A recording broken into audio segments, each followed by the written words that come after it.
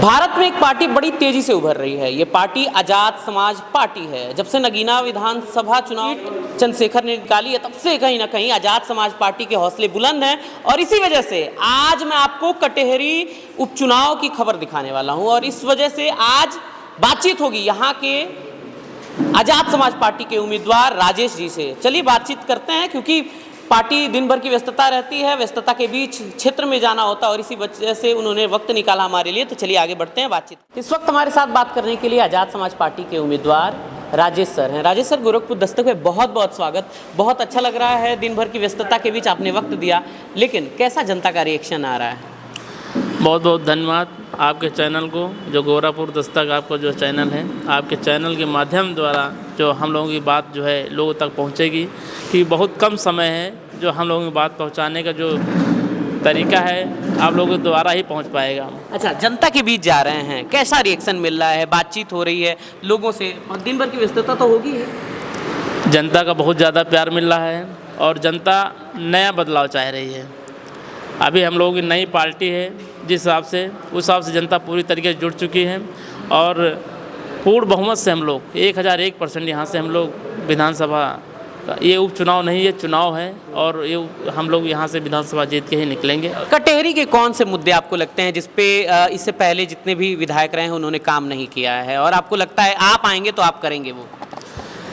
देखिए, अभी तक जो भी यहाँ पे विकास किए हैं पुराने लोग अपने पुराने हिसाब से किए होंगे। हम लोग युवा हैं तो हम लोग नए तरीके से हम विकास करेंगे। जैसे कि आज 5G तेज़ी से चल रही है, वैसे हम लोग 5G की तरह हम लोग तेज़ी से चलेंगे और विकास करेंगे। जो भी यहाँ विकास नहीं हुआ उन पे हम लोग सर्वे बराबर कर रहे हैं और क्षेत्र में भी निकल रहे हैं और हम लोग विकास जो हम लोग यहाँ करके दिखाएंगे, पूरे भारत में एक मिसाल होगी कटेहरी विधानसभा की। लगातार आजाद समाज पार्टी बहुजनों की आवाज़ बनती रही है। हालांकि बसपा जब से आए, बसपा के साथ साथ आजाद समाज पार्टी के कई लोग कंफ्यूज हो जाते हैं, तो इसका कहीं ना कहीं आपको डर है कि बसपा से लोग कुछ आ पाएंगे या नहीं आ पाएंगे, ऐसी चीज़ें?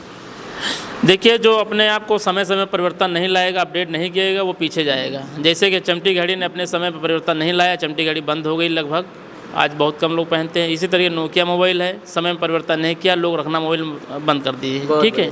इसी तरीके से हमारी समाज पार्टी जो है, आज़ाद समाज पार्टी जो है, पूरी तरीके से नए आज के हिसाब से परिवर्तन किया है और आज के हिसाब से अब डेवलप भी कर रही है और हर दुख सुख में जनता के बीच में हमारी आज़ाद समाज पार्टी पहुंचती है। इसीलिए हम लोग बहुत तेज़ी से आगे बढ़ रहे हैं और ग्रोथ हो रहा है पार्टी का और युवा बहुत तेज़ी से जुड़ रहा है और हम लोग विकास भी करेंगे और आप लोग देखेंगे, खुद अब पता चलेगा। अच्छा, एक सबसे बड़ा सवाल है और इस कहीं ना कहीं जब लोकसभा चुनाव हुआ तो लोगों के मन में आया कि संविधान बचाओ, कहीं ना कहीं विपक्ष का एक नारा बन गया और ये बीजेपी पे भारी पड़ा, ये सब लोग जानते हैं।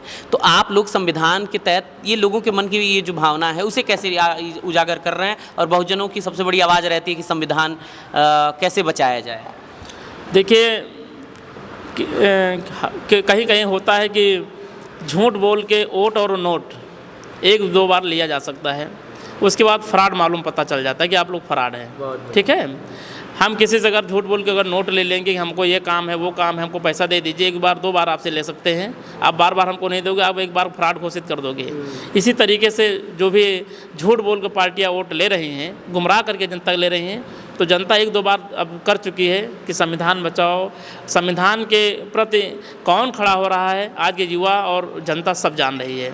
एक बार बेवकूफ़ लोग बना लगे, अब दोबारा नहीं बना पाएंगे। अब चाहे वर्तमान सरकार हो और चाहे विपक्ष में देखा जाए सपा और कांग्रेस हो, ठीक, और चाहे वो बसपा हो। सर, एक अंतिम सवाल ले लेते हैं। आज़ाद समाज पार्टी में आप कहीं ना कहीं जनता के बीच जा रहे हैं, जनता का रिएक्शन ले रहे हैं, लेकिन इसी बीच आज़ाद समाज पार्टी हरियाणा में भी चुनाव लड़ चुकी है। अब धीरे धीरे प्रदेश स्तर आज़ाद समाज पार्टी कितने आगे तक अभी बढ़ने की सोच रही है, क्योंकि आप उसके बाकायदा सदस्य भी हैं? देखिए, आज़ाद समाज पार्टी बहुत तेज़ी से ग्रोथ कर रही है और बढ़ेगी। और अभी ये है कि हमारे समाज में जो लोग हैं, जो जागरूक हैं, पूरी तरीके से लगे हुए हैं। समाज हमारा जो अभी अशिक्षा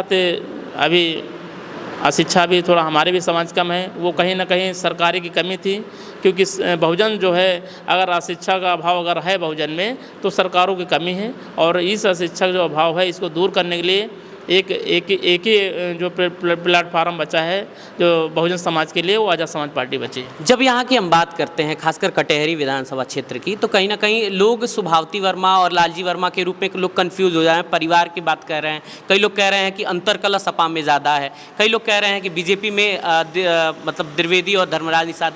इसका फ़ायदा आपको मिलेगा, क्या लग रहा है? देखिए, अम्बेडकर नगर की जनता को और कटेहरी विधानसभा की जनता को हम बहुत बहुत धन्यवाद देंगे कि यहाँ की जनता बहुत जागरूक है और 2 बार यहाँ की जनता का विश्वास जो भी है, यहाँ के लोगों ने विश्वास में धोखा दिया है। लेकिन अब अम्बेडकर नगर जो जनता है वो कटेहरी विधानसभा खासकर ये अब की बार जवाब सबको देगी कि मतलब जो है धोखे से उन लोगों ने जो वोट लिया है, अब की धोखे से वोट नहीं देगी। जितने भी लोग देख रहे हैं, क्या कहना चाहेंगे? खासकर कटेहरी विधानसभा की जनता आपसे डायरेक्ट इंटरेक्ट होती है। देखिए, आपके चैनल के माध्यम द्वारा मैं ये कहूँगा और अपने कटेहरी विधानसभा अम्बेडकर नगर के और जो भी हमारे सहयोगी हैं, दूर दराज से आए हुए हैं, सभी लोगों से मैं रिक्वेस्ट करूँगा कि आप लोग अब की बार आज़ाद समाज पार्टी को अपना यहाँ से एक डेमो के रूम में एक विधायक बना के देखिए, ताकि आपके विधानसभा में आवाज़ उठाने का कोई न कोई सदस्य होना चाहिए। क्योंकि अपनी अगर पार्टी का, अपने समाज का अगर नेता नहीं है आवाज़ उठाने वाला, तो आपकी आवाज़ उठाने के लिए कोई है नहीं। तो हम ये चाहेंगे जो भी लोग आज़ाद समाज पार्टी को लाइक कर रहे हैं, जो लोग जो है जुड़े हुए हैं, जो आज़ाद समाज पार्टी को सपोर्ट कर रहे हैं, वो पूरी तरीके से दिन रात एक करके, जो 10-12 दिन चुनाव बचा हुआ है, आप लोग मेहनत करके आज़ाद समाज पार्टी के विधायक बनाएं, ताकि हम लोग पूरे भारत में एक अम्बेडकर नगर का जो है नाम रोशन कर सकें। बहुत बहुत धन्यवाद सर आपका, क्योंकि व्यस्त समय है, आपकी भी कहीं निकलना होगा। तो आज के लिए बस इतना ही। बहुत बात करके बहुत सारे सवाल आज कहीं ना कहीं मिल ही गए। फिर कहीं चलेंगे, फिर किसी से बात करेंगे और जनता के बीच इंटरेक्शन तो चलता ही है। बहुत बहुत धन्यवाद सर आपको।